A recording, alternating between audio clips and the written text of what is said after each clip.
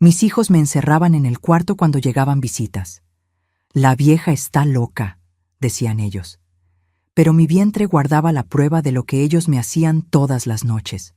Un milagro que se convirtió en su mayor condena. Hola, mis queridos y mis queridas que me están viendo hoy. Qué bendición poder entrar en sus hogares, aunque sea a través de esta pantallita. Soy Elvira Mendoza Fontoura, tengo 67 años ahora y vivo aquí en este pueblito tranquilo llamado Jacobina, en el interior de Bahía.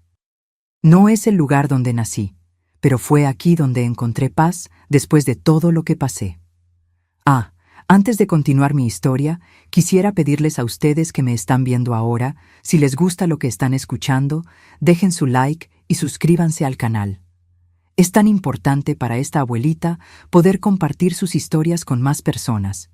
Y cuéntenme en los comentarios desde qué ciudad me están viendo y a qué hora del día encontraron este video. ¿Por la mañanita con el café, después de la comida o ya por la noche?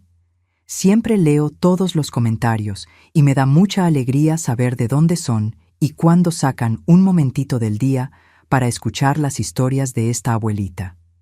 Cuéntenme, ¿sí? Vamos a crear una cadena de cariño.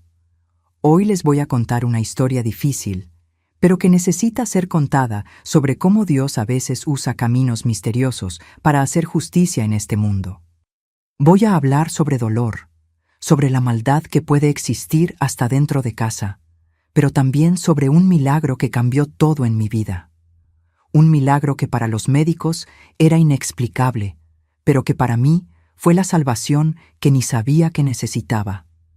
Esta historia comienza hace algunos años, cuando acababa de quedar viuda y mis 5 hijos hombres, ya adultos, seguían viviendo conmigo en nuestra vieja casa.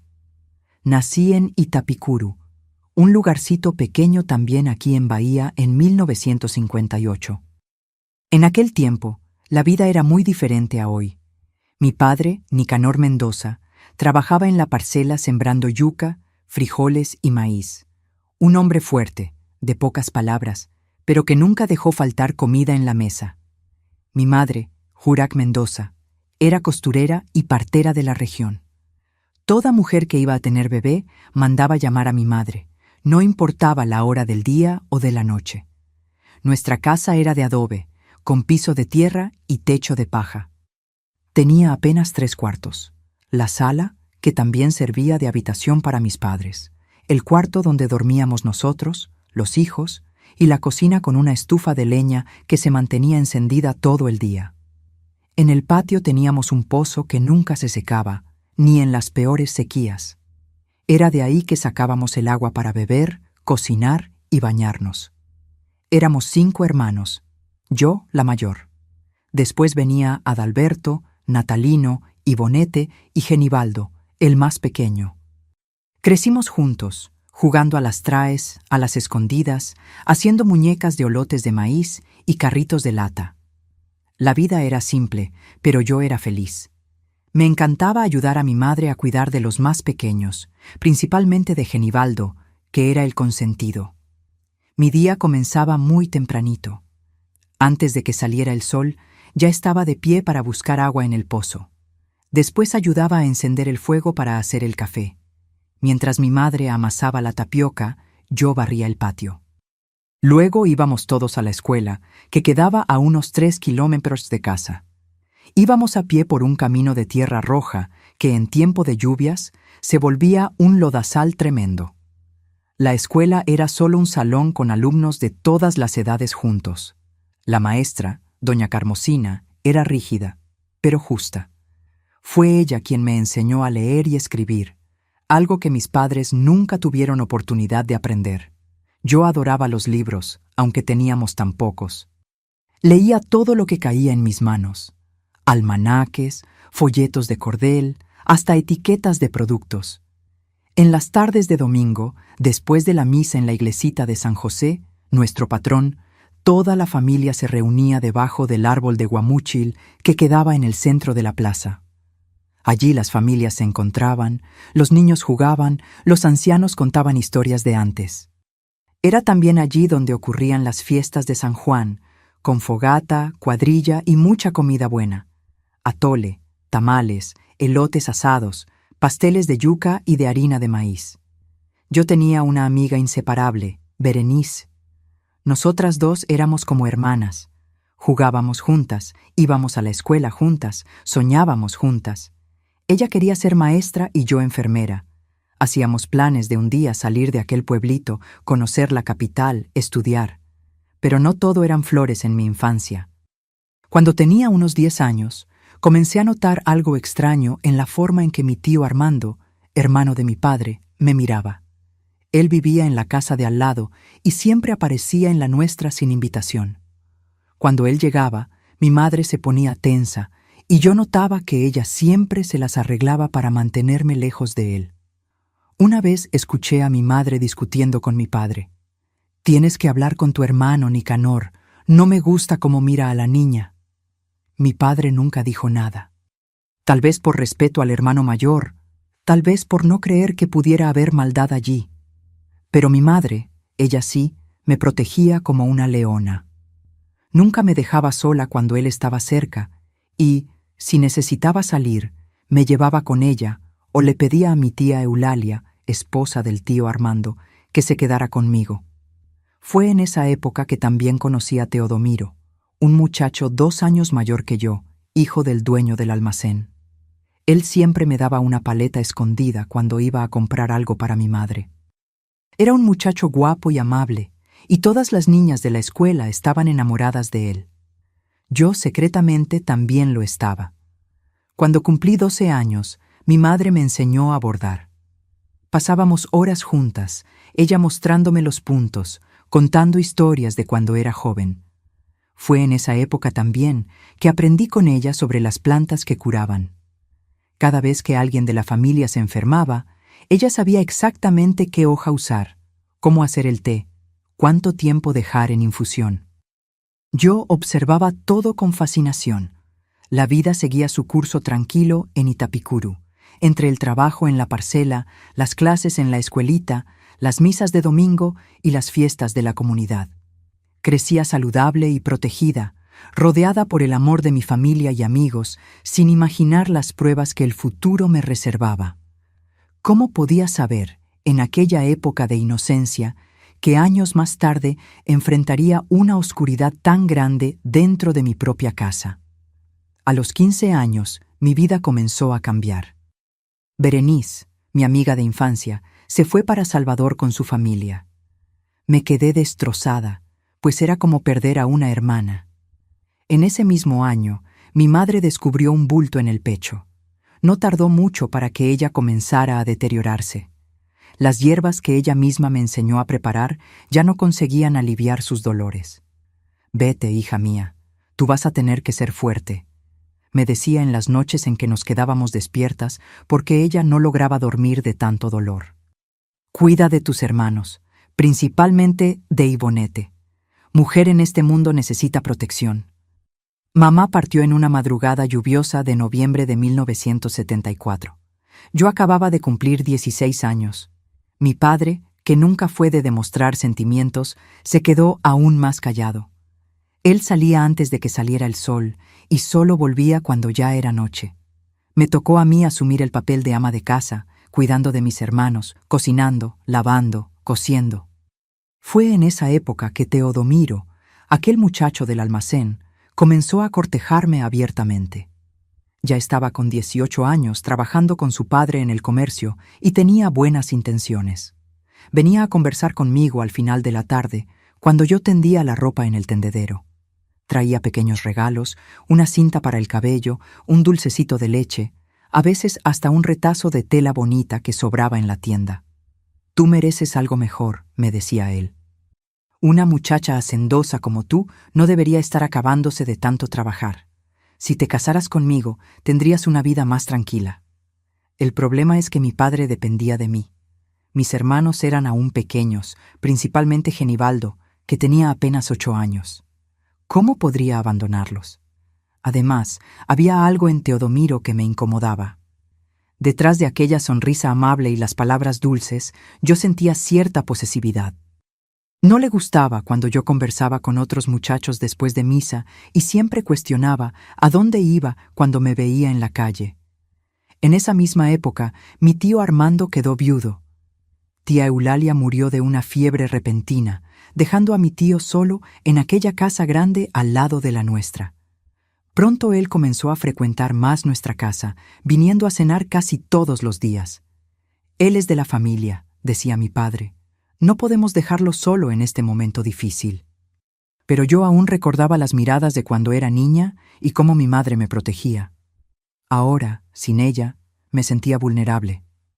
Una noche, mientras lavaba los platos después de la cena, él se acercó por detrás. «Has crecido, Elvira», dijo bajito. «Estás casi igual a tu madre cuando era joven». Su aliento tenía olor a aguardiente y sus manos intentaron tocar mi cintura. Me aparté rápidamente, tirando un plato que se hizo pedazos en el suelo. «¿Qué está pasando aquí?». Mi padre apareció en la puerta de la cocina, mirando la escena. «Nada, Nicanor», respondió mi tío alejándose. «La niña es torpe, solo eso». Aquella noche no logré dormir. Cerré con llave la puerta del cuarto que compartía con Ivonete y pasé horas mirando hacia el techo de paja, pensando qué hacer. Al día siguiente, busqué a Teodomiro y acepté su pedido de matrimonio. Nos casamos 3 meses después en una ceremonia sencilla en la iglesia de San José. Yo tenía 17 años, él 19. Me fui a vivir a la casa de atrás del almacén, que pertenecía a la familia de él. Al principio, parecía que había tomado la decisión correcta. Teodomiro era trabajador, no bebía como mi padre y mi tío, y me daba una vida confortable. Mi padre vino a despedirse el día de la boda con los ojos llorosos, la única vez que lo vi casi llorar. «Eres igualita a tu madre, hija», dijo. «Tienes el mismo corazón bueno. Que Dios te bendiga en esta nueva vida». Pronto quedé embarazada de nuestro primer hijo, Reginaldo, que nació en 1976. Después vinieron Josibaldo, Claudio Honor, Edivaldo y Jerónimo, uno tras otro. 5 hijos hombres, todos parecidos al padre, con la misma nariz larga y cejas gruesas de los Pereira. Fue cuando Jerónimo, mi pequeño, tenía apenas 1 año, que comencé a notar cambios en el comportamiento de Teodomiro.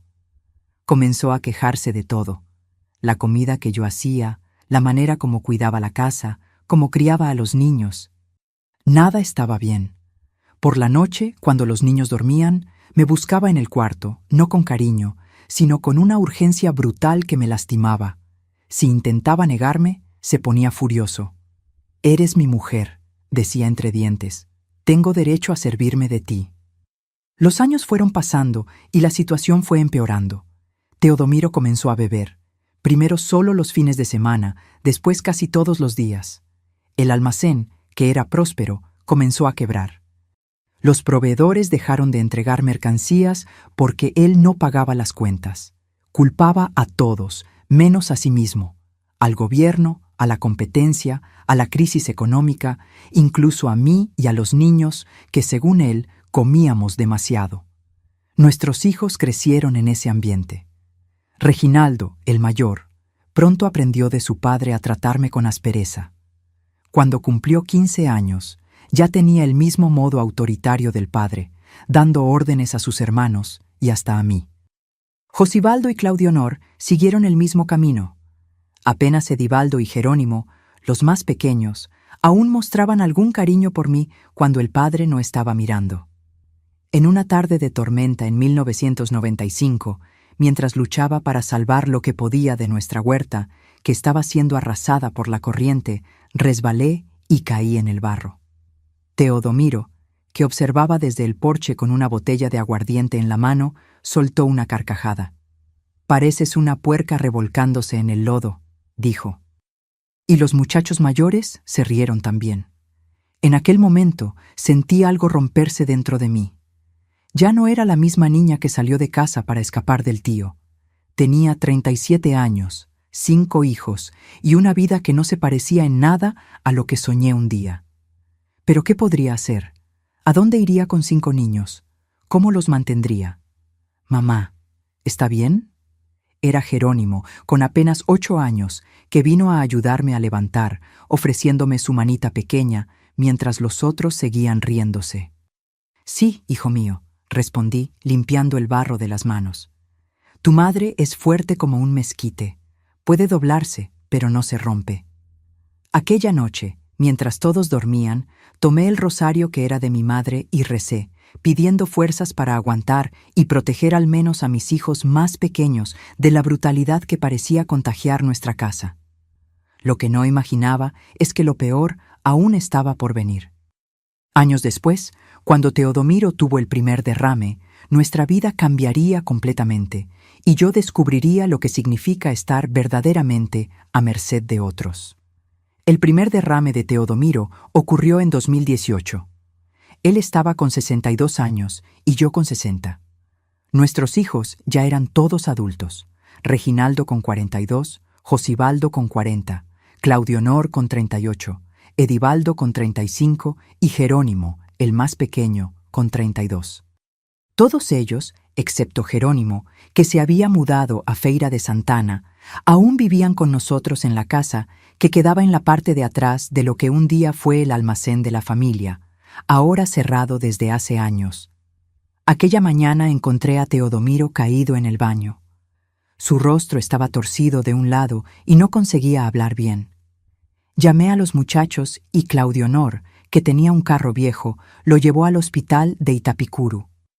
El médico dijo que necesitaría ir a un hospital más grande en Alagoinhas, y fue para allá que seguimos. Teodomiro estuvo hospitalizado por casi un mes. Cuando volvió a casa ya no era el mismo hombre. La mitad del cuerpo no respondía. Apenas lograba hablar y necesitaba ayuda para todo. Comer, vestirse, bañarse. De hombre autoritario que comandaba la casa con mano de hierro, se transformó en alguien completamente dependiente. Pensé que finalmente tendría paz. Qué equivocada estaba. Pronto descubrí que solo había cambiado un verdugo por varios. «Usted hizo esto a propósito, ¿verdad?», me acusó Reginaldo cierta noche, después de que yo había ayudado a Teodomiro a comer. Puso demasiada sal en su comida durante años, sabiendo que tenía presión alta. Me quedé en shock con la acusación. ¿Cómo mi propio hijo podía pensar algo así de mí? ¡Qué absurdo, hijo mío! Yo nunca haría una cosa como esa. «Cállate, vieja mentirosa», gritó golpeando la mesa. «Sabemos muy bien que usted nunca quiso al padre. Ahora él está así y usted se está vengando». A partir de aquel día comenzó mi verdadero calvario. Mis hijos mayores, Reginaldo, Josibaldo y Claudio Honor, formaron una especie de tribunal contra mí. Todo era mi culpa. Si la comida se enfriaba antes de servirla a Teodomiro, si su pañal no era cambiado a la hora correcta, si tenía fiebre o cualquier malestar. Comenzaron a controlar todo. El dinero de la pequeña pensión de Teodomiro, lo que yo podía o no comprar para la casa, hasta las horas que podía salir para ir a la iglesia o al mercado. Edivaldo, que siempre fue más callado, solo observaba sin defenderme, pero también sin participar activamente en aquella persecución. Una tarde, cuando estaba barriendo el patio, Josibaldo llegó borracho, tambaleándose. Vino hacia mí con el dedo acusador. «Usted no sirve, nunca sirvió». Papá se enfermó de tanto aguantarla. Intenté entrar en casa para protegerme, pero él me siguió hasta la cocina. Allí, acorralada entre la estufa y el fregadero, sentí su aliento agrio de aguardiente mientras gritaba a centímetros de mi rostro. De repente, agarró mi brazo con fuerza, dejando marcas moradas en mi piel, ya flácida por la edad. «Josibaldo, suéltame. Me estás lastimando», imploré. «Usted merece más que esto», dijo con una mirada que nunca había visto antes. Una mirada que me heló el alma. Aquella noche, me encerré en el pequeño cuarto donde dormía sola desde que Teodomiro enfermó y los muchachos le arreglaron un cuarto solo para él, con una cama de hospital alquilada. Lloré hasta quedarme dormida, pensando en mi madre, en cómo ella habría enfrentado una situación como aquella. Las semanas fueron pasando y la situación solo empeoraba. Los muchachos comenzaron a encerrarme en el cuarto cuando llegaban visitas. «La vieja está loca», decían. Habla mal del padre con todo el mundo. Es mejor dejarla quietecita allá en el cuarto. Yo escuchaba todo a través de la puerta fina de madera. Escuchaba cuando inventaban historias sobre mí, diciendo que maltrataba a Teodomiro, que era ingrata después de todo lo que él había hecho por mí y por los hijos. La gente les creía, claro. Eran hombres adultos, trabajadores. ¿Quién iba a creerle a una vieja? Al principio, intenté llamar a Jerónimo en Feira de Santana. Él siempre fue el más sensato de mis hijos, pero los hermanos lo descubrieron y me quitaron mi celular viejo, el único contacto que tenía con el mundo exterior. También inventando mentiras para Jerónimo, queriendo poner a nuestro hermano contra nosotros. Gritó Claudio Honor, rompiendo mi celular contra la pared. Comencé a sentirme una prisionera en mi propia casa. Durante el día, cuando ellos salían a trabajar, yo cuidaba de Teodomiro, como siempre hice. Le daba baño, cambiaba sus pañales, preparaba sus comidas, le daba sus medicinas en los horarios correctos. Por la noche, cuando volvían, generalmente borrachos, como el padre solía estar, me recogía a mi cuarto, cerrando la puerta con llave si lograba llegar antes que ellos, pero no siempre lo lograba. Una noche, cerca de 6 meses después del derrame de Teodomiro, desperté sobresaltada con alguien entrando a mi cuarto. Era Reginaldo. Podía sentir el olor a aguardiente emanando de él aún en la oscuridad. «Mamá», dijo con una voz diferente, casi dulce, pero que me causó más miedo que cuando gritaba. «Está muy sola, ¿verdad? Desde que papá se enfermó». Me senté en la cama, jalando la sábana hasta el cuello, sintiendo un pavor que nunca había sentido antes. «Reginaldo, hijo mío, vete a dormir. Estás borracho». Él se sentó en la orilla de mi cama y su mano alcanzó mi rostro en un toque que debería ser cariñoso, pero que me causó repulsión. «Usted todavía es una mujer bonita, ¿sabía?», murmuró. No voy a describir lo que pasó después. Solo digo que aquella noche mi propio hijo, sangre de mi sangre, hizo conmigo lo que ni mi marido en sus peores días había hecho. Y no fue solo una vez. En las semanas siguientes no fue solo Reginaldo. Josibaldo y Claudio Honor también comenzaron a entrar en mi cuarto en las noches que volvían embriagados. A veces era uno de ellos, otras veces más de uno. Sentí que estaba viviendo una pesadilla de la cual no lograba despertar. Mi única compañía en aquellos días sombríos era una vecina, doña Lurdiña, una señora mayor que yo, que a veces venía a ver cómo estaba Teodomiro. Ella parecía sospechar que algo estaba mal. Por mis ojos, siempre hinchados de llorar, por las marcas en mis brazos, por mi cuerpo cada vez más delgado de quien no conseguía comer. «Doña Elvira», me preguntó un día, cuando logramos quedarnos a solas por algunos minutos mientras yo tendía ropa en el tendedero. «¿Usted necesita ayuda? ¿Puedo llamar a alguien?». Abrí la boca para hablar, para gritar por socorro, pero en ese momento Claudio Honor apareció en el patio. «¿Qué está haciendo aquí, doña Lurdiña?», preguntó con falsa cordialidad. «Usted sabe que mamá no está muy bien de la cabeza. Vamos entrando, deje que yo me ocupo de ella». A partir de aquel día, no volví a ver a doña Lurdiña. Supe después que los muchachos esparcieron por el vecindario que yo estaba con demencia, que a veces me ponía agresiva y que era mejor que nadie apareciera sin avisar. Ya no tenía esperanza de que aquel infierno terminaría. Rezaba todas las noches, pidiendo a Dios que se llevara a Teodomiro, para que tal vez mis hijos se mudaran y yo pudiera, por fin, tener algo de paz, o que me llevara a mí para acabar con aquel sufrimiento. Lloraba bajito en la almohada para que nadie me oyera, temiendo que cualquier señal de debilidad pudiera desencadenar más violencia. Fue en uno de esos días sombríos, cuando ya estaba completando 1 año del derrame de Teodomiro, que comencé a sentirme extraña. Tuve náuseas fuertes, principalmente por la mañana. Mi cuerpo, que ya no menstruaba desde hace años, parecía hinchado y dolorido. Al principio, pensé que solo era resultado del estrés, de la mala alimentación, de las noches mal dormidas, pero algo dentro de mí sabía que era más que eso.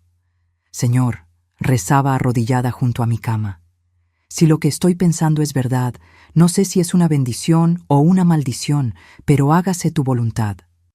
Los síntomas continuaban y yo ya no podía seguir negando lo que estaba pasando con mi cuerpo. A los 61 años, algo que debería ser imposible parecía estar volviéndose realidad. Cierta mañana, mientras daba baño a Teodomiro, me desmayé. Fue Edivaldo quien me encontró caída en el baño. «Mamá, mamá, despierta». Me sacudía con una preocupación genuina que hacía mucho tiempo no veía en los ojos de mis hijos. Cuando volví en mí, él me ayudó a sentarme en la silla de la cocina y me trajo un vaso de agua. «Usted necesita ir al médico», dijo en voz baja. «Está muy pálida, muy delgada». «Tus hermanos no van a dejar», respondí con voz débil. Edivaldo se quedó en silencio por un momento, mirando a los lados como si temiera que alguien estuviera escuchando. «Yo la llevo a escondidas», susurró. «Mañana temprano, cuando ellos salgan a trabajar». Aquella noche no logré dormir. Una chispa de esperanza se encendió dentro de mí. Tal vez Edivaldo fuera diferente de sus hermanos. Tal vez a través de él pudiera encontrar una salida de aquel infierno. A la mañana siguiente, como prometió, tomó el carro prestado de un amigo y me llevó hasta el hospital en Itapicuru. Mentí a la enfermera, diciendo que tenía problemas en el estómago. No podía revelar mi verdadera sospecha. Era demasiado absurdo e imposible para una mujer de mi edad. El médico que me atendió, Dr. Augusto, era joven, recién graduado, con ojos amables detrás de los lentes. Me examinó con cuidado, hizo preguntas sobre mi alimentación, sobre cómo me estaba sintiendo. «Doña Elvira», dijo, anotando algo en una ficha, «voy a pedir algunos análisis de sangre. Usted está muy anémica, necesitamos descubrir por qué». Cuando la enfermera salió para preparar la toma de sangre, me armé de valor. «Doctor», hablé con la voz temblando, «yo creo que puedo estar embarazada». Me miró con una expresión que mezclaba sorpresa y escepticismo. «Doña Elvira, con todo respeto, usted tiene 61 años. Ya no menstrua desde hace más de 10 años». Sonrió amablemente, como quien sonríe a una niña que dice algo inocente. «Es prácticamente imposible, doña Elvira, pero vamos a incluir esa prueba también, solo para que usted se quede tranquila». Me hice los análisis y volví a casa con Edivaldo, que esperaba ansioso en el pasillo del hospital. «¿Qué dijo el médico, mamá?» «Que puede ser anemia. Vamos a esperar los resultados de los análisis». 3 días después, recibimos una llamada del hospital. El doctor Augusto quería verme con urgencia. Edivaldo inventó para los hermanos que iba a llevarme a comprar medicinas para Teodomiro en la ciudad vecina, y así logramos volver al hospital. Cuando entramos al consultorio, noté que el doctor Augusto no estaba solo. Había una médica mayor con él, la doctora Victoria, que se presentó como ginecóloga. «Doña Elvira», comenzó el doctor Augusto con una expresión seria. «Los resultados de sus análisis llegaron, y bueno, usted tenía razón». Sentí el suelo desaparecer bajo mis pies. «¿Razón sobre qué?», preguntó Edivaldo confundido. El doctor Augusto me miró, pidiendo permiso silencioso para hablar. Asentí con la cabeza. Su madre está embarazada. El rostro de Edivaldo palideció. Se agarró del borde de la mesa para apoyarse. «Eso es imposible», murmuró. «Mi padre está postrado hace más de 1 año. Él ni siquiera puede...». Su voz se apagó al darse cuenta de la implicación de lo que estaba diciendo. Vi la comprensión surgir en sus ojos, seguida de una expresión de horror absoluto. «Mamá», susurró. «¿Quién?». No pude responder. Las lágrimas corrían por mi rostro arrugado. El doctor Augusto y la doctora Victoria intercambiaron miradas preocupadas. «Señora Elvira», habló la doctora Victoria con suavidad, «está todo bien. Usted no necesita hablar sobre esto ahora si no quiere, pero necesita saber que este es un embarazo de altísimo riesgo debido a su edad. Necesitamos discutir todas las posibilidades». «¿Qué posibilidades?», pregunté, secando las lágrimas. «Bueno, hay riesgos significativos para usted y para el bebé. Podemos considerar interrumpir el embarazo por razones médicas. Es un procedimiento que... No, interrumpí con firmeza. No voy a hacer eso. La doctora Victoria asintió respetando mi decisión. En ese caso necesitaremos acompañarla muy de cerca, exámenes frecuentes, reposo, alimentación cuidadosa. Mientras ella hablaba sobre los cuidados necesarios, mi mente estaba en otro lugar. ¿Cómo le contaría a mis otros hijos? ¿Qué pasaría cuando ellos lo descubrieran? ¿Y quién era el padre? ¿Reginaldo, Josibaldo, Claudio Honor o todos ellos?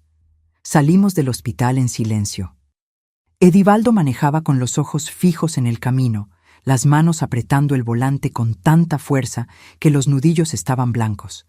¡Mamá! Finalmente habló cuando paramos frente a nuestra casa. Usted no puede volver allí. ¿A dónde iría, hijo mío? No tengo a nadie, no tengo dinero. Tengo un amigo en Jacobina que puede recibirla por un tiempo. Me las voy a arreglar. ¿Y tu padre? ¿Y tus hermanos? Mis hermanos. Se detuvo y vi lágrimas en sus ojos. ¿Qué le hicieron a usted, mamá? ¿Cómo pudieron? Aquella noche, mientras Edivaldo salió para telefonear al amigo de Jacobina, ocurrió el momento que sirvió como la gota que derramó el vaso. Estaba en la cocina preparando un té para mí cuando Reginaldo entró ya embriagado, como de costumbre. Cerró la puerta tras de sí y vino hacia mí. «Supe que usted fue al médico hoy», dijo con la voz arrastrada. «¿Qué fue a hacer allá la vieja? ¿Quejarse de nosotros? ¿Decir que los hijos la maltratan?» «No, hijo mío», respondí tratando de mantener la calma. «Solo fui a conseguir medicina para tu padre». «Mentirosa», gritó golpeando la mesa. «Vi a Edivaldo conversando con alguien por teléfono. ¿Están tramando algo?» Avanzó hacia mí, agarrando mi brazo con fuerza. Instintivamente puse la mano sobre mi vientre en un gesto protector. Fue un error. Reginaldo notó el movimiento y sus ojos se entrecerraron. «¿Qué fue eso?», preguntó, mirando mi vientre y luego mi rostro. «¿Qué está escondiendo?» «Nada, hijo mío», respondí, tratando de soltarme. Apretó más fuerte, sacudiéndome. «¿Está enferma? ¿Va a morirse y dejarnos con la carga del padre?» «Suéltame, Reginaldo. Estás lastimando a mamá». Me empujó contra la pared y sentí un dolor agudo en el vientre. En ese momento, algo dentro de mí explotó. No solo dolor, sino una furia que nunca había sentido antes. Ya no era solo por mí que tenía que sobrevivir, sino por aquella vida dentro de mí, por imposible que fuera. «Basta», grité con una fuerza que ni sabía que tenía. «Basta, ya me quitaron todo, mi dignidad, mi respeto, mi voluntad de vivir, pero esto no me lo van a quitar». Reginaldo retrocedió, sorprendido con mi reacción. «¿De qué está hablando, vieja loca?» «Estoy embarazada». Las palabras salieron de mi boca antes de que pudiera contenerlas. Embarazada. ¿Y sabes quién es el padre? Uno de ustedes, o todos ustedes, mis propios hijos. Que Dios me perdone por haberlos traído al mundo». El rostro de Reginaldo se transformó en una máscara de rabia y miedo. Levantó la mano para golpearme, pero en ese momento la puerta de la cocina se abrió. Era Edivaldo. «¡No la toques!», gritó, empujando al hermano lejos de mí. Los dos hermanos se enredaron en una pelea. Oí el ruido atraer a los otros. Pronto, Josibaldo y Claudio Honor estaban allí también, y la cocina se volvió una arena de gritos, acusaciones y golpes. «¡Está embarazada!», gritaba Reginaldo. «La vieja está embarazada». Vi el horror en los ojos de todos ellos cuando la comprensión de lo que aquello significaba se esparció.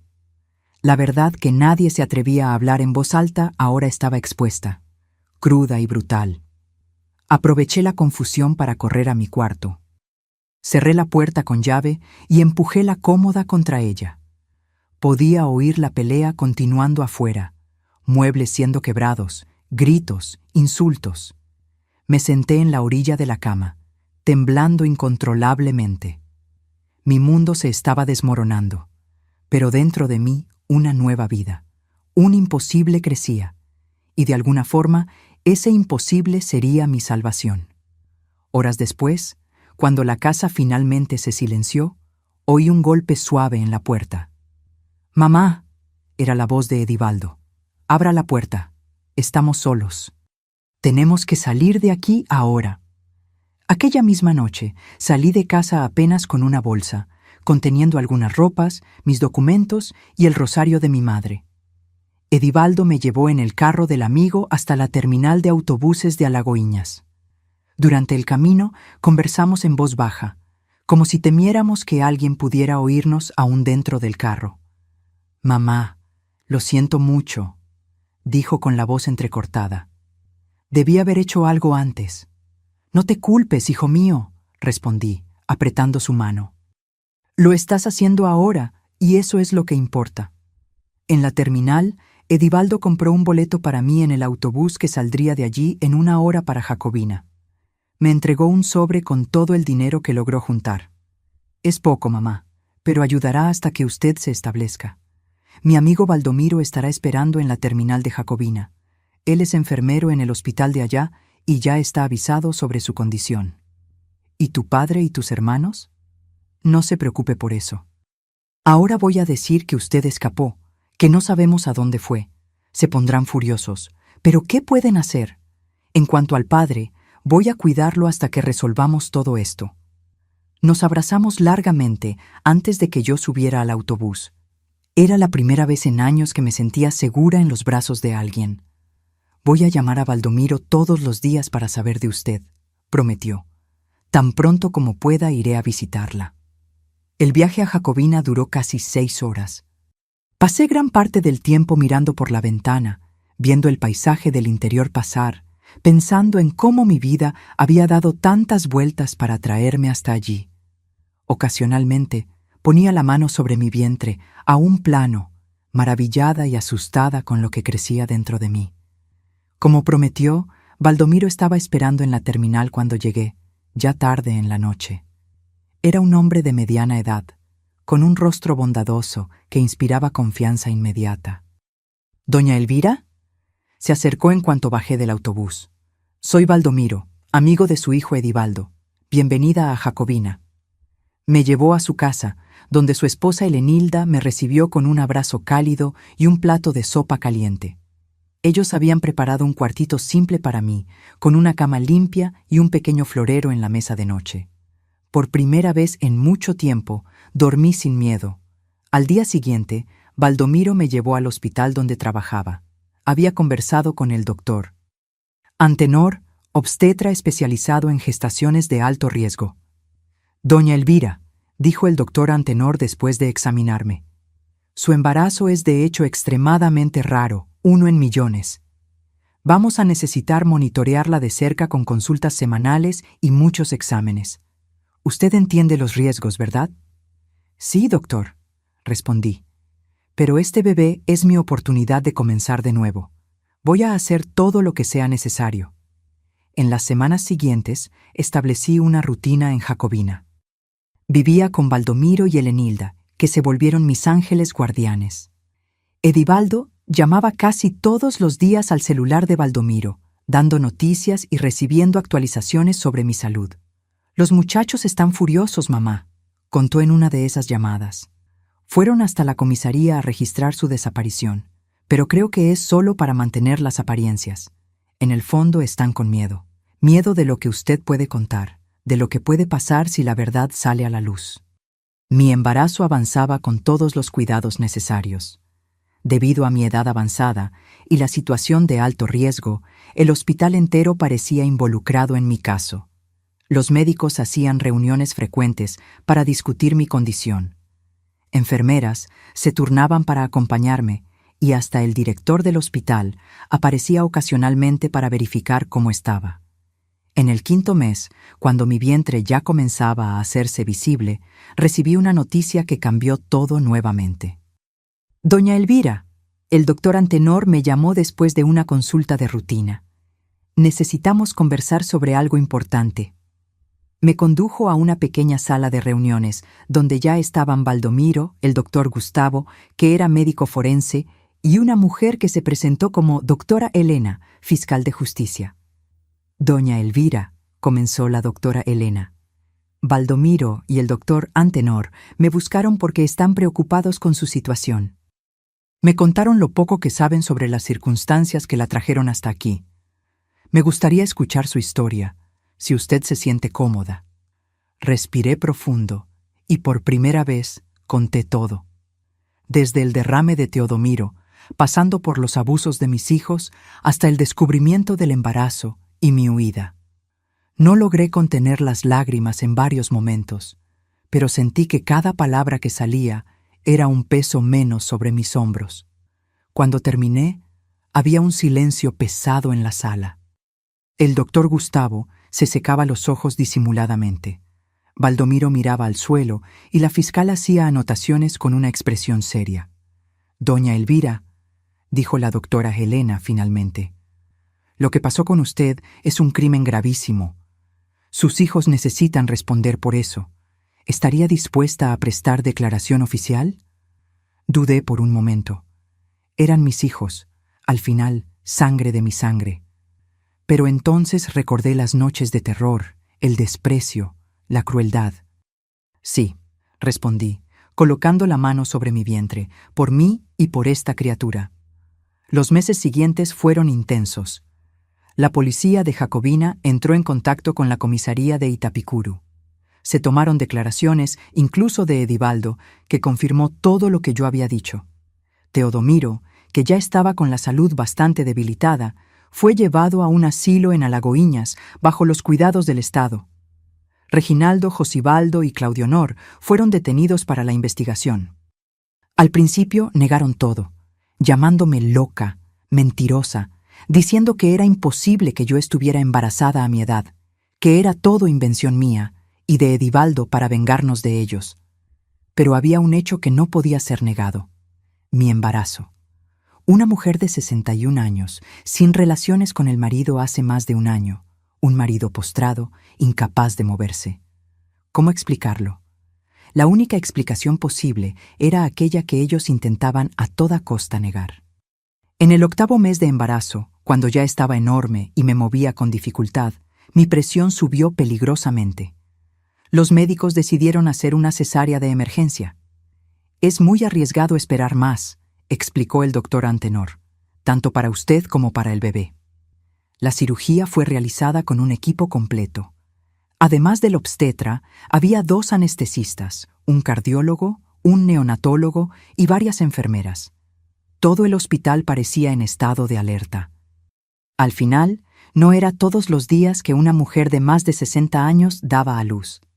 Cuando desperté de la anestesia, la primera persona que vi fue Elenilda, sosteniendo un pequeño bulto en los brazos. «Doña Elvira», dijo con lágrimas en los ojos, «es una niña linda y saludable». Pusieron a mi hija en mis brazos y sentí un amor tan grande que apenas cabía en mi pecho. Era pequeña, pero perfecta. Sus ojitos se abrieron por un instante, como si quisiera conocerme, antes de cerrarse nuevamente para el sueño. «¿Cómo se va a llamar?», preguntó Elenilda. «Esperanza», respondí sin dudar, porque fue eso lo que ella me trajo de vuelta. 2 días después del nacimiento de Esperanza, el doctor Gustavo entró en mi habitación del hospital, acompañado por la fiscal Elena. «Doña Elvira», dijo con una expresión que mezclaba satisfacción y pesar. Los resultados del examen de ADN llegaron. El hospital había recolectado el material genético de la pequeña Esperanza luego del nacimiento. La justicia, por su parte, había ordenado la recolección de ADN de mis 3 hijos mayores. La prueba confirmó, continuó el doctor Gustavo. «Reginaldo es el padre biológico de la niña». Cerré los ojos, dejando las lágrimas correr. No eran lágrimas de tristeza o de rabia, sino de alivio. Finalmente había una prueba irrefutable, una prueba que nadie podría contestar. «¿Qué pasa ahora?», pregunté a la fiscal. «Ahora ellos serán formalmente acusados y juzgados. El ADN es apenas una parte de las pruebas. Tenemos también las declaraciones suyas, de Edivaldo, de Baldomiro, de los médicos que la atendieron en Itapicuru. Su caso es fuerte, doña Elvira. Ellos no saldrán impunes». Y no salieron. El juicio ocurrió 6 meses después del nacimiento de Esperanza. Fue un proceso difícil, doloroso. Tuve que revivir todo, contar detalles que prefería olvidar. pero con cada palabra dicha sentía que me estaba liberando, que estaba haciendo justicia, no solo por mí, sino por todas las mujeres que pasaron por situaciones parecidas y nunca tuvieron voz. Reginaldo, Josibaldo y Claudio Honor fueron condenados a largos años de prisión. Edivaldo fue absuelto de cualquier acusación, habiendo sido reconocido como pieza fundamental para mi rescate. Teodomiro falleció en el asilo antes incluso de que el juicio terminara, sin jamás saber la extensión del horror que ocurrió en su propia casa. Cuando todo acabó, Edivaldo vino a visitarme a Jacobina. Trajo consigo documentos de la venta de la casa en Itapicuru. «Es poco dinero, mamá, pero es suyo por derecho», dijo, entregándome un sobre para ayudar a criar a Esperanza. «¿Y tú, hijo mío, qué vas a hacer ahora?» «Voy para Feira de Santana a quedarme cerca de Jerónimo». Él quedó destrozado cuando supo de todo. Se culpa por no haber notado, por no haber estado presente. Pero también está feliz por saber que usted está bien, que tiene a Esperanza ahora. Edivaldo se arrodilló ante mí, sosteniendo mis manos arrugadas. «¿Me perdona, mamá, por no haber hecho nada antes, por haber permitido que todo aquello pasara?» «Hijo mío», respondí tocando su rostro, «tú me salvaste. Si no fuera por ti, yo no estaría aquí hoy con mi hija. No hay nada que perdonar». Baldomiro y Helenilda me ofrecieron seguir viviendo con ellos, pero yo sentía que necesitaba un lugar propio. Con el dinero de la venta de la casa, logré alquilar una casita simple en los alrededores de Jacobina, con un patio donde podría plantar mis hierbas y criar a mi hija en paz. Al principio fue difícil. Una mujer de más de 60 años, criando a una recién nacida, aún recuperándome de todo lo que había pasado, pero la comunidad de Jacobina me acogió como una de ellas. Vecinas aparecían con comida, ropita para Esperanza, ofreciendo ayuda para cuidar de ella cuando necesitaba descansar. Poco a poco fui fortaleciéndome. El dinero era escaso, pero daba para vivir con sencillez. Comencé a cultivar mis hierbas medicinales en el patio, como había aprendido con mi madre tantos años atrás. Pronto estaba haciendo tés, pomadas, jarabes que vendía en el mercadito de la ciudad. No era mucho, pero complementaba la pequeña pensión que logré después de todo el proceso judicial. Jerónimo y Edivaldo venían a visitarme regularmente, trayendo regalos para la hermanita. Eran los únicos lazos que mantuve con mi pasado, con la familia que tuve antes. Ellos adoraban a Esperanza y ella crecía, sabiendo que tenía 2 hermanos que la amaban. El mayor milagro de todos fue ver cómo Esperanza trajo sanación a mi vida. Cada sonrisa de ella, cada nuevo descubrimiento, cada palabra aprendida era un recordatorio de que la vida siempre encuentra un camino, incluso en los lugares más improbables. Un día, cuando Esperanza tenía casi 2 años, recibí una visita inesperada. Era el doctor Antenor, el obstetra que cuidó de mí durante el embarazo. «Vine a ver cómo están mis pacientes más especiales», dijo, sonriendo al ver a Esperanza corriendo por el patio. Tomamos café en el porche, observando a mi hija jugar con las mariposas que se posaban en las flores. «¿Sabe, doña Elvira?», comentó, «en todos mis años de medicina nunca vi nada como su caso. Desde el punto de vista científico, era prácticamente imposible. Una mujer de su edad que ya no menstruaba desde hace años.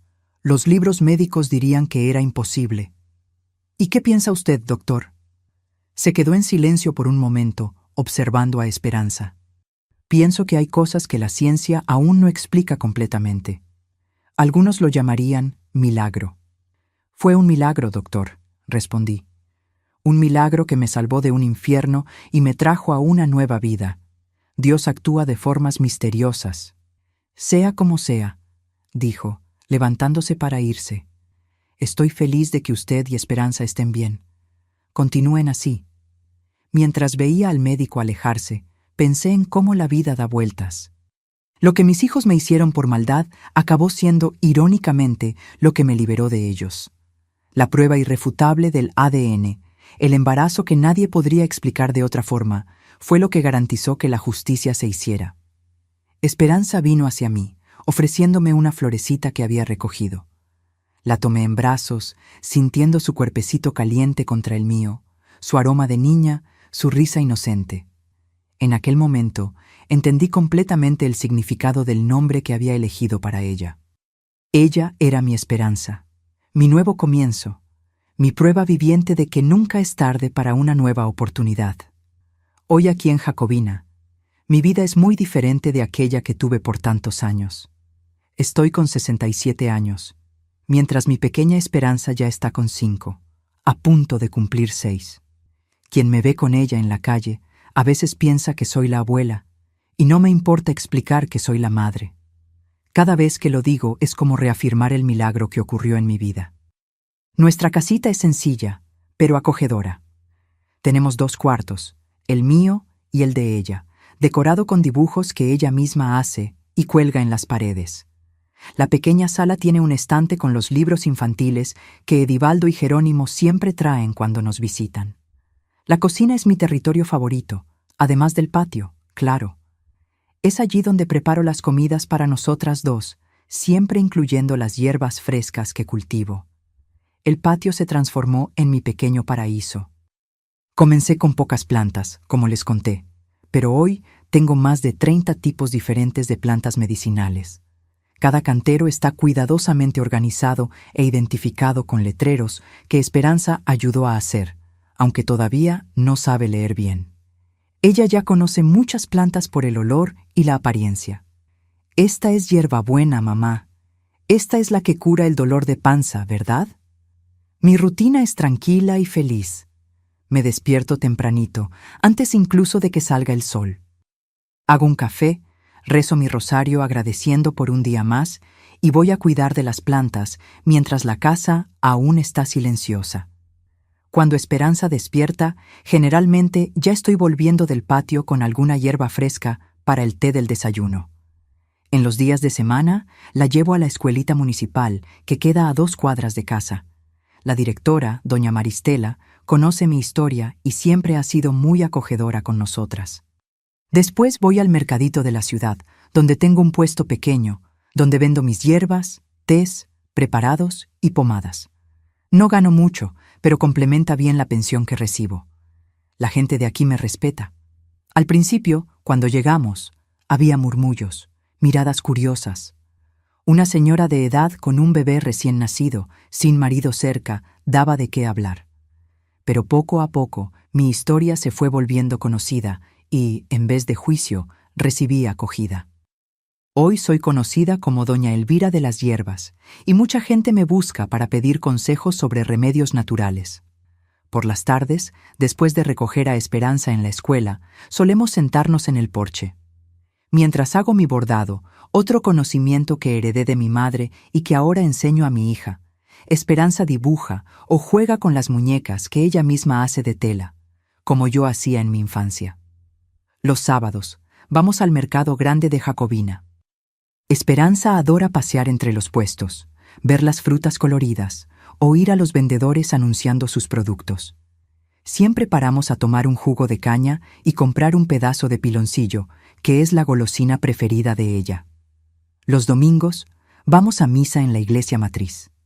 Nos sentamos siempre en la misma banca cerca del altar de Nuestra Señora. Después caminamos hasta la plaza central, donde Esperanza juega con otros niños mientras converso con otras madres y abuelas. Son momentos simples, pero que me llenan de gratitud. Edivaldo y Jerónimo vienen a visitarnos al menos una vez al mes. Jerónimo se casó hace 2 años con una muchacha muy buena llamada Solange, y están esperando su primer hijo. Edivaldo sigue soltero, dedicado al trabajo como mecánico en Feira de Santana. Los 2 son padrinos de Esperanza y la miman como si fueran sus padres. Cuando ellos llegan, nuestra casa se llena de risas y alegría. Sobre mis otros hijos, raramente hablo de ellos. Están cumpliendo sus penas. Y aunque los he perdonado, pues guardar rencor solo nos lastima a nosotros mismos, prefiero no mantener contacto. Algunos fantasmas es mejor dejarlos descansar. Una de las mayores alegrías de mi vida actual es ver a Esperanza crecer saludable y feliz. Es una niña inteligente, habladora, llena de energía. Sus ojos brillan de curiosidad y siempre está haciendo preguntas sobre todo. ¿Por qué el cielo es azul, mamá? ¿A dónde va la luna cuando es de día? ¿Cómo saben las plantas que tienen que crecer hacia arriba? A veces, cuando ella duerme, me quedo observando su rostro tranquilo y me pregunto sobre el futuro. Sé que no estaré aquí para verla graduarse, casarse, tener sus propios hijos. Tengo conciencia de mi edad, pero no me entristece. Siento que he vivido lo suficiente para aprender que la vida está hecha de ciclos, de idas y vueltas, de pérdidas y ganancias. Lo que me consuela es saber que estoy criando a una niña fuerte que conocerá su historia un día, cuando sea el momento adecuado, y entenderá que incluso de las situaciones más difíciles pueden hacer algo bello. Edivaldo y Jerónimo prometieron cuidar de ella si yo parto antes de tiempo. Confío en ellos. Las noches son mi momento preferido. Después de que Esperanza duerme, me siento en el porche con una taza de té de manzanilla con hierba luisa. Me quedo allí oyendo los grillos, mirando las estrellas, sintiendo la brisa fresca que baja de las montañas. En esos momentos, converso silenciosamente con mi madre, con Dios, agradeciendo por el camino que me trajo hasta aquí. No tengo lujos, no tengo riquezas materiales. Mi casa es sencilla, mis ropas son modestas, mis muebles son pocos y antiguos. Pero tengo algo que durante muchos años pensé que había perdido para siempre. Tengo paz. Paz de espíritu, paz en el corazón, paz en el alma. La vida me enseñó que no importa cuánto tiempo estemos en este mundo, si 60 o 100 años, lo que importa es cómo vivimos cada día. Y hoy, cada día mío es vivido con propósito, con gratitud y con amor. Amor por mi hija, por mis hijos que me apoyaron, por esta comunidad que me acogió y finalmente por mí misma. Aquella Elvira asustada, que se escondía de los hijos, que temblaba de miedo todas las noches, quedó en el pasado. Hoy soy una mujer que se levantó de las cenizas, que encontró fuerza donde pensaba que no había más nada, que descubrió que nunca es tarde para comenzar de nuevo. Y todo esto gracias a un milagro llamado esperanza. Mis queridos que llegaron hasta aquí conmigo, quiero dejarles algunas palabras que la vida me enseñó. Palabras que costaron caro, que vinieron con lágrimas, con dolor, pero también con mucha esperanza. Si estás pasando por momentos difíciles, si estás atrapado en una situación que parece no tener salida, debes saber que siempre hay un camino. Incluso cuando todas las puertas parecen cerradas, una ventana puede abrirse. Fue así conmigo. Cuando ya no veía luz al final del túnel, cuando pensaba que mi destino era acabar en los escombros de aquella casa de horrores, ocurrió un milagro. Y los milagros pueden tener muchas formas. Una persona que extiende la mano, una oportunidad inesperada, una fuerza que viene de dentro de nosotros y que ni sabíamos que existía. Aprendí que nuestro valor no depende de lo que otros dicen sobre nosotros. Durante años escuché que no servía, que era una carga, que era demasiado vieja para comenzar de nuevo. Creí en esas mentiras durante demasiado tiempo. No cometas el mismo error. Tu vida tiene valor. Tu historia tiene valor. Tu dolor tiene valor. Y más importante, tu capacidad de levantarte tiene un valor incalculable. Descubrí a los 60 años que nunca es tarde para buscar ayuda, para decir no, para exigir respeto. Algunos pueden decir que soy una sobreviviente, pero prefiero verme como alguien que aprendió a vivir de verdad después de tanto tiempo apenas existiendo. La vida puede comenzar o recomenzar a cualquier edad. La mayor lección que aprendí es que nuestra historia no necesita definirnos para siempre. Lo que me pasó fue terrible, pero no es todo lo que soy. Soy también madre de esperanza. Soy la doña Elvira de las hierbas. Soy amiga.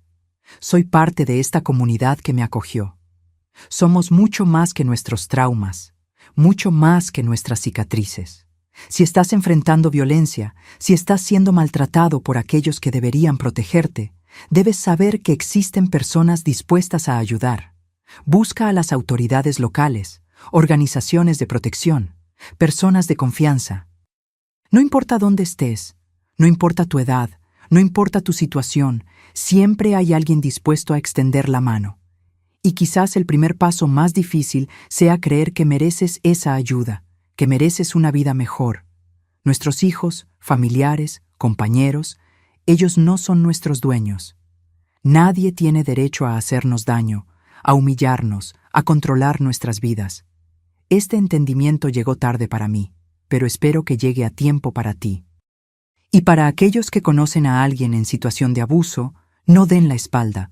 A veces, un simple «estoy aquí» puede ser el inicio de un gran cambio. Mi hijo Edivaldo me salvó con ese gesto. Baldomiro y Elenilda me acogieron sin conocerme.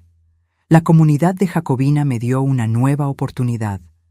Pequeños actos de bondad pueden transformar y hasta salvar vidas. El pasado no puede ser cambiado, pero el futuro está en nuestras manos. Cada día es una oportunidad para escribir una nueva página. Nunca es tarde para comenzar de nuevo, para perdonar, principalmente a nosotros mismos, para encontrar paz. Como dice aquel dicho antiguo del interior, después de la tormenta más fuerte, la tierra queda más fértil. Mis hierbas más potentes crecen exactamente donde antes solo había tierra seca. Cuando miro a mi hija Esperanza, veo la prueba viviente de que Dios escribe derecho con líneas torcidas. Lo que vino de una situación terrible se transformó en la mayor bendición de mi vida. Eso me enseñó que a veces nuestro mayor milagro puede venir disfrazado de nuestra mayor prueba. Mis queridos y mis queridas que me escuchan ahora, si este relato tocó tu corazón, si mi historia encontró eco en la tuya, por favor, suscríbete a este canal y activa la campanita. Hazlo no solo por mí, sino por todas las Elviras que aún están presas en sus casas de horror, que aún no han encontrado su voz. Cada suscripción es una forma de decir que estas historias importan, que estas vidas importan, que ninguna mujer, independientemente de la edad, merece vivir en el miedo y el abuso. Y antes de irme, deja en los comentarios la palabra renacer. Solo quien vio hasta aquí entenderá el significado profundo que esa palabra tiene para mí. Es un recordatorio de que así como yo renací a los 60 años, nunca es demasiado tarde para comenzar de nuevo. Hazlo ahora. No esperes ni un minuto más. Que Dios bendiga a cada uno de ustedes y que la esperanza nunca se apague en sus corazones, así como nunca se apagó en el mío, incluso en los momentos más oscuros.